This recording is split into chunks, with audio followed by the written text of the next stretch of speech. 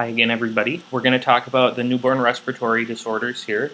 On the pediatric questions on the USMLE, this is among the most commonly tested as far as topics.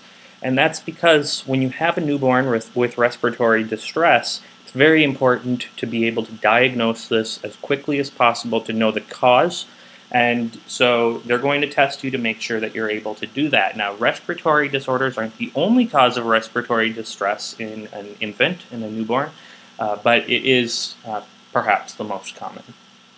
So briefly, we're going to go over an initial approach to newborn respiratory distress, and this is sort of a general approach to all of these, but all of these disorders, 6 of these that we're going to talk about, they all have their own unique treatment. And so this initial approach is sort of what you're going to do for all babies until you really get the diagnosis down, and then there's specific therapy that you can tailor towards these babies.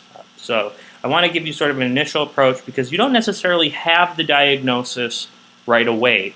And so that doesn't mean, though, that you're not going to treat the baby right away. You're not going to treat their respiratory distress. You cannot wait until you have a diagnosis. So I want to go over the initial approach first. We're going to talk about 6 different causes of respiratory distress that are indeed respiratory in origin. One that we're not going to talk about that's respiratory in origin, sort of, is congenital diaphragmatic hernia. The reason we're not going to talk about this is because I went over this already in the newborn GI disorders in part 2. So you can refer back there to hear about that. So the cardinal symptoms of respiratory distress are pretty similar to what you would run into in an adult. The main difference is with the tachypnea.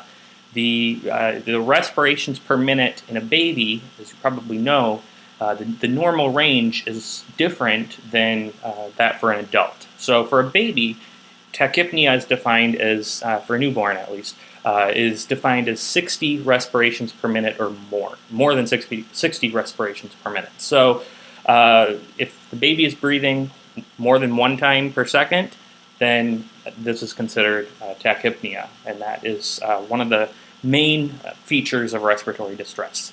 Things you'll also see is the use of accessory respiratory muscles, intercostal and sternal retractions. Babies are usually really thin and small, so it's easy to see that, unlike in an adult perhaps.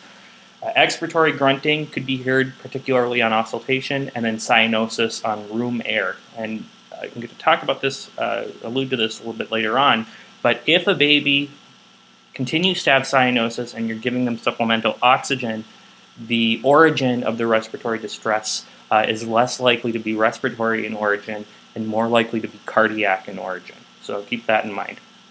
With a baby with respiratory distress, you should immediately order a chest x-ray. Chest x-ray is going to be the most helpful in concluding your diagnosis, but you should also get blood gases, pulse oximetry, and routine labs, and a blood culture, particularly in babies who present a little bit later on, perhaps after they've been discharged, because there we're thinking about congenital pneumonia. That can present anytime. Congenital pneumonia, at least, can present anytime within those first 2 months of life.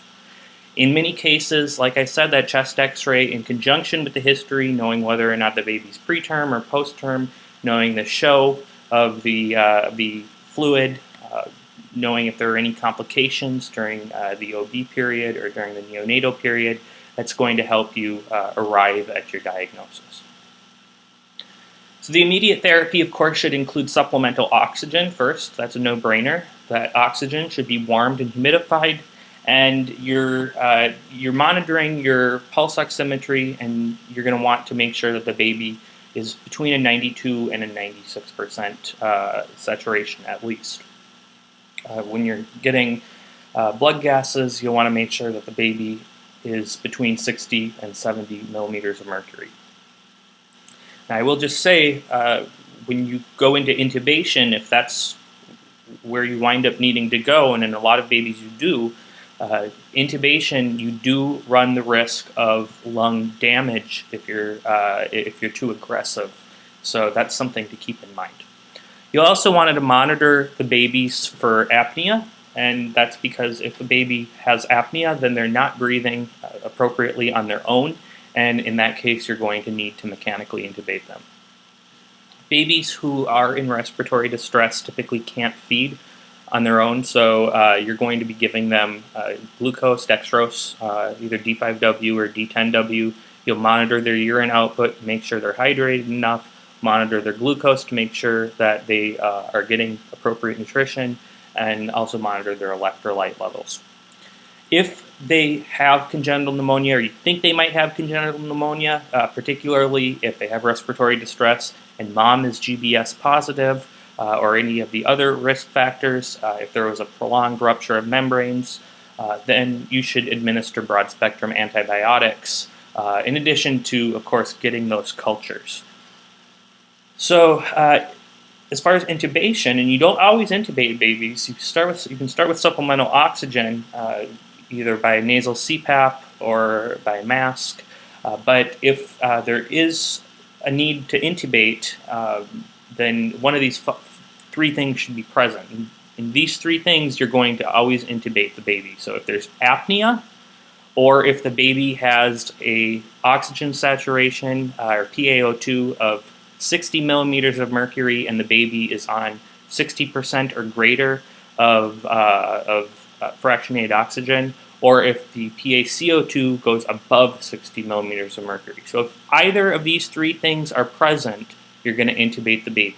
Apnea, PaO2 of 60 millimeters of mercury or less, with 60% of FiO2, or if the baby's PaCO2 goes above 60 millimeters of mercury. And like I alluded to earlier, cyanosis that doesn't respond to supplemental oxygen is more likely to be a cyanotic congenital heart defect than if it does respond. And you should know that the most common newborn congenital heart defect that presents in that neonatal period is transposition of the great arteries. Overall, in pediatrics, the overall most common cyanotic congenital heart defect is tetralogy of Fallot, but that tends to present later on.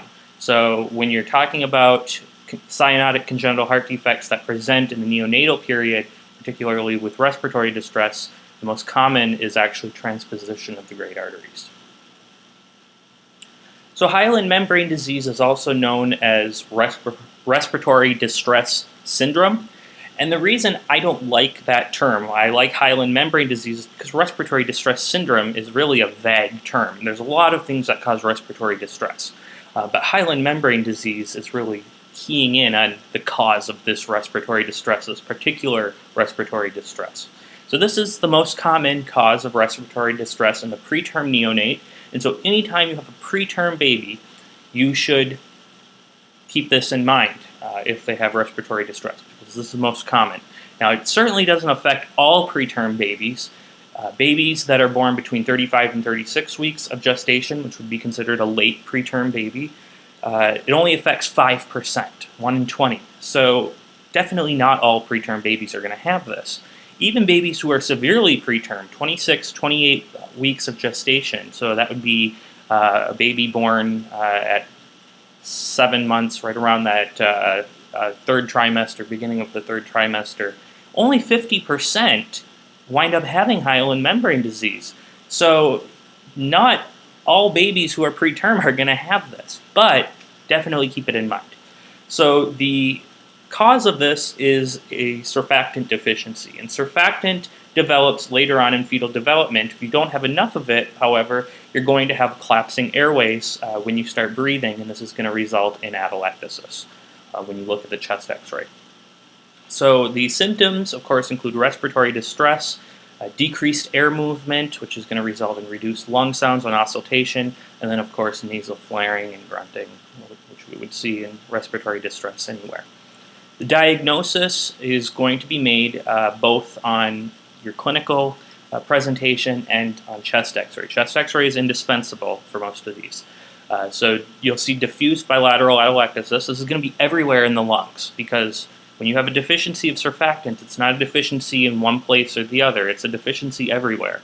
So this will be diffuse bilateral atelectasis. You can also see air bronchograms and then hypoinflation. The treatment here is going to be supplemental oxygen via nasal CPAP. You want to make sure that you're giving the baby oxygen first because that's absolutely necessary for survival, and then intubate the baby for surfactant administration. And that surfactant is the ultimate treatment, definitive treatment for hyaline membrane disease. There are a couple ways that you can treat this expectantly. So if a mother is in preterm labor, one of the ways that you can prevent hyaline membrane disease is by administering corticosteroids to her. And this is really only effective if it's administered around 24 hours before delivery. The baby needs some time to respond to this. And so the corticosteroids, what this does is it accelerates lung development. It accelerates the production of surfactant, and so this reduces the risk of hyaline membrane disease. You'll give the mother an injection of betamethasone and try to delay labor so that the time that the delivery occurs at is around 24 hours after the administration of the betamethasone. Another way that you can prevent this, or at least treat this expectantly, is by giving the baby artificial surfactant prophylactically for all neonates born at less than 27 weeks of gestation. And the reason for that is once you get below 27 weeks of gestation, the majority of babies are going to have hyaline membrane disease. It falls right in between where 50% of babies are born with hyaline membrane disease. So we treat them expectantly. So here's an example of hyaline membrane disease. You see that there's hypoinflation here, and you can also see that there's this diffuse ground glass appearance, and this is atelectasis. Again, here you see that you don't really have, you can't really even tell where the diaphragm begins and the lungs start. So there's really severe atelectasis. This is a little less severe. So perhaps a baby that's been treated for a little while, but again, you can see kind of a ground glass appearance of the lungs. Transient tachypnea of the newborn is something that you will see in term babies, preterm babies, post-term babies alike. This is more of a function of how the baby was delivered, how the labor went, but this is a much less severe disease than some of these other ones we're going to talk about. This is a temporary respiratory distress. Usually this is mild severity, and the reason this happens is because of retained fetal lung fluid. So that's the cause. And that fetal lung fluid is otherwise absorbed during labor, absorbed into the arterioles and into the circulation so that the lungs are nice and dry when the baby takes its first breath. The reason that the baby will retain fetal lung fluid is if the baby is delivered quickly. Not necessarily prematurely, but delivered quickly. So if the baby or the mother has a short second stage of labor, which is sort of that delivery stage when the mother is pushing, that can cause it because usually that's the period where the baby is reabsorbing the lung fluid. Or if there is a C-section in which rupture of membranes has not occurred. So these things are going to, what this basically means is you're going in, you're taking the baby out a little too quickly. So that can either happen accidentally or it can happen iatrogenically, essentially, where you're doing the C-section and no ruptured membranes have occurred yet. So the baby has not reabsorbed the fetal lung fluid. This can be diagnosed by chest x-ray. This should be particularly considered in the term baby who has respiratory distress. What you'll see is retained fluid. That usually shows up as perihilar streaking, as well as opacity along the interlobar fissures because you have fluid in between the lobes of the lungs, and you'll also see hyperexpansion. The treatment here is nasal CPAP. You don't really otherwise need to do anything else besides this. These babies will then absorb the fetal lung fluid, and this will resolve spontaneously within the first day of life. So it's kind of hard to see here because the picture is a little small, but what you see is perihilar streaking. This is a better one where you can see the You can see the fluid collection in between the lobes of the lungs, as well as the streaking. All right, next thing is Meconium aspiration syndrome, and this is, just as it sounds, an aspiration of amniotic fluid containing meconium. Usually the meconium is passed either due to significant fetal distress or in post-term babies. So those are the two populations you need to think about. The symptoms here are going to include, of course, respiratory distress, coarse breath sounds. They can have a barrel chest appearance. And of course, when the water breaks, it's always important to know how the water looks. If it's clear, that's good. If there's meconium in the fluid, then meconium aspiration syndrome is a problem because we know that the baby has passed meconium. And if they pass meconium, they can breathe that in. For diagnosis here, it's going to be chest x-ray, but also the clinical presentation. If there's meconium in the show, that's a big, big red flag that this baby could develop meconium aspiration syndrome. On chest x-ray, it'll show irregular infiltrates. This won't be diffuse infiltrates because this may just happen in some parts of the lungs and not others. You can also see hyperexpansion, and in severe cases, you can actually see lobar consolidation. Meconium aspiration syndrome can cause a chemical pneumonitis, so that's something to keep in mind. The treatment here is general neonatal resuscitation based on the baby's status on delivery. You should suction the baby's trachea if the baby is either bradycardic, if the baby has poor respiratory effort, or if the baby has poor muscle tone. If the baby appears fine and there was meconium in the show, then all you need to do is just suction the baby's nose and mouth area to get that meconium out. If there is ever meconium in the show, you should alert. You don't necessarily need to consult, but you should alert the neonatologist on staff because this is a possibility, and you'll want them to be there for the resuscitation efforts. They're the pros at babies. So, babies that have meconium aspiration syndrome should be put on positive pressure ventilation and also careful monitoring of their saturation. They're generally admitted to the NICU, and it's useful to insert an umbilical artery catheter to monitor their ABGs. The reason that's useful is because by putting in that catheter, you don't need to go poke them all the time. And if you're poking them all the time, it's going to upset the baby. They're gonna have an increased oxygen demand, and that's going to exacerbate things. So an umbilical artery catheter is generally indicated in meconium aspiration syndrome. Of course, with inserting an umbilical artery catheter, you want to also make sure that you get an x-ray afterwards to make sure that it's placed correctly. You also want to monitor their hemoglobin. They should be oxygenated to keep over 13 grams per deciliter. And like I said, make sure that you're communicating with the neonatologist on staff. So you can see how this is a lot different than hyaline membrane disease in that this is irregular.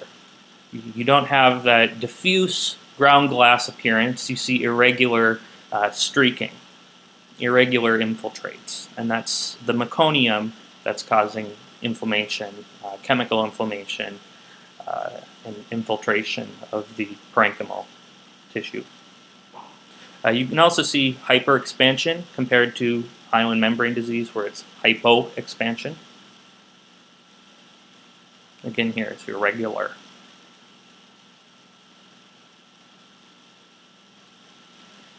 Congenital pneumonia is something that can present in, up until now we've been talking about things that will present in the baby in the first day or so.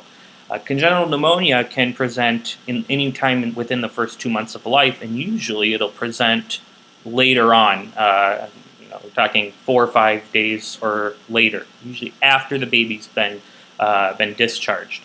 So the lungs are the most common site of infection in the neonate, and usually the bacteria that's acquired that causes congenital pneumonia is acquired from the vaginal tract during delivery and presents in the first 2 months of life.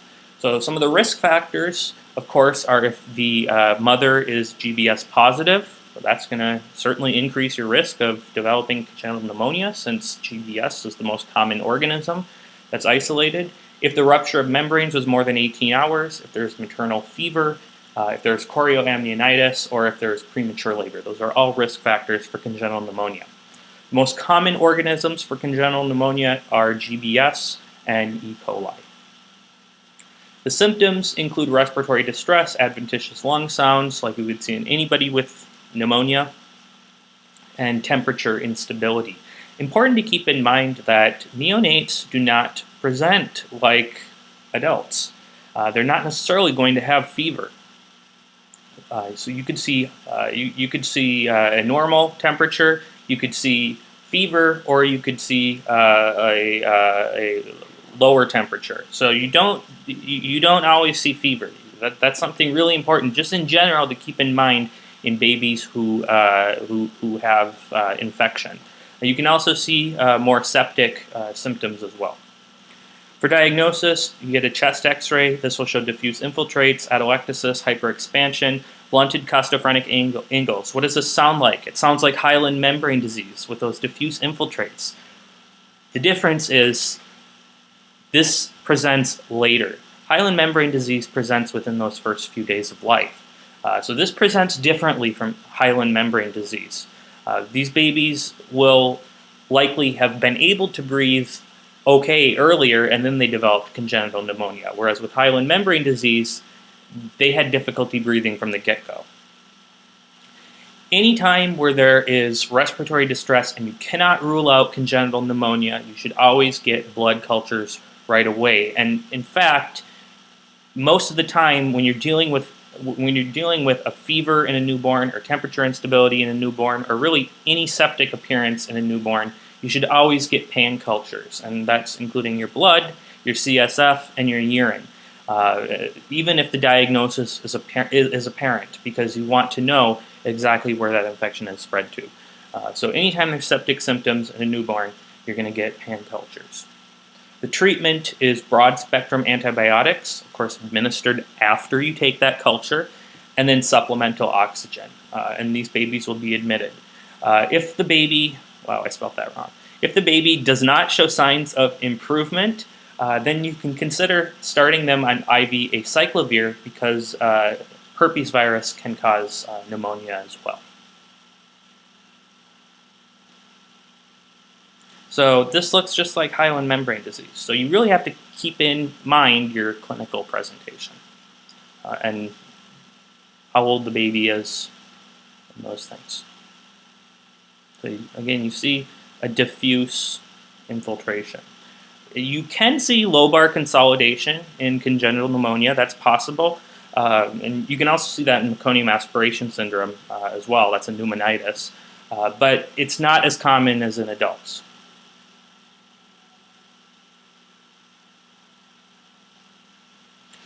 Okay, this one's a big one. I would bet that you will for sure get tested on this one, because this is an emergency.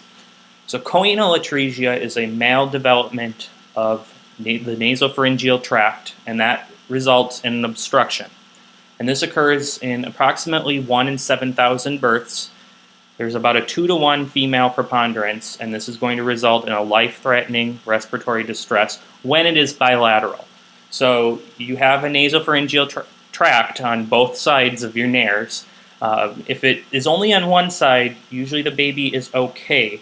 But if it is on both sides, there is no way that the baby can breathe through their nose. And as you know, babies are obligate nose breathers. So if they can't breathe through their nose, they're in trouble. This is associated with thyroid-suppressing medications as well as smoking during pregnancy. So this is a big reason. Usually thyroid-suppressing medications can't really be avoided during pregnancy, but smoking certainly can. So this is a big reason why smoking, in addition to alcohol, should be avoided during pregnancy. Symptoms include a baby that's normal at birth when the baby's crying. Usually the baby's crying when it's delivered, but once the baby stops crying, it'll become bradycardic and cyanotic. And also when the baby tries to feed, because the baby can't cry and feed at the same time. So if you're talking about a baby that's normal when crying and then becomes cyanotic and bradycardic when crying, and bradycardic, remember, in a newborn is less than 60 beats per minute, this is a choanal atresia. You can be reasonably suspected based on this stereotypic clinical presentation, baby that's cyanotic and then cries and now is breathing through its mouth and becomes okay and then cycles back again. But you can also try to pass a 6 French catheter through the nose, and if you can't get that, if you hit an obstruction, then that's very typical of choanal atresia. And if you suspect choanal atresia, err on the side of caution and intubate the baby immediately. For definitive diagnosis, you can get a CT, and I'm going to show you some pictures of CT for choanal atresia, and that's confirmatory. Treating the baby, it's intubation, getting an immediate pediatric ENT consult. They're going to surgically correct the defect. Another thing that you should do is get echocardiogram. 50% of babies with bilateral choanal atresia will have a charge association. And remember, the H in charge association is heart defects. So that's very important to keep in mind. So here's choanal atresia, and this is bilateral. See here, you've got your nares, and you're supposed to be going into the nasopharyngeal tract here, but you have a blockage. And this blockage is normally obliterated during fetal development, but in babies who have choanal atresia, it's not. Here's another one. This is unilateral. So you have a blockage here, but here it's okay. So this baby probably won't present with that cyanosis because the baby can breathe through one nare.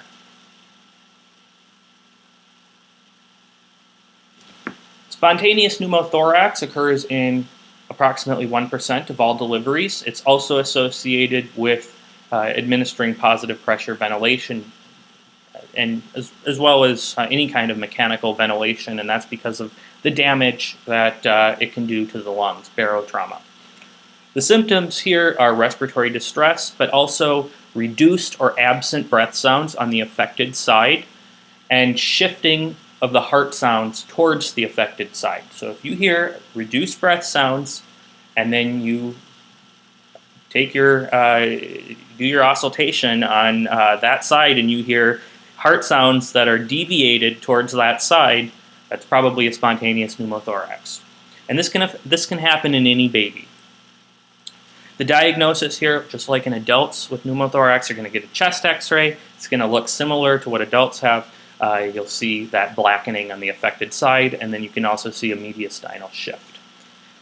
For treatment, you can manage this conservatively or more aggressively. So if the baby was on room air when the pneumothorax happened, so not on positive pressure ventilation or intubated, if the baby was on room air and the pneumothorax happened, if the baby has not been intubated or has not been on positive pressure ventilation, you can go ahead and try 100% oxygen for a few hours and monitor the oxygen saturation and the baby's symptoms, and if the baby improves, in many cases, it'll be curative.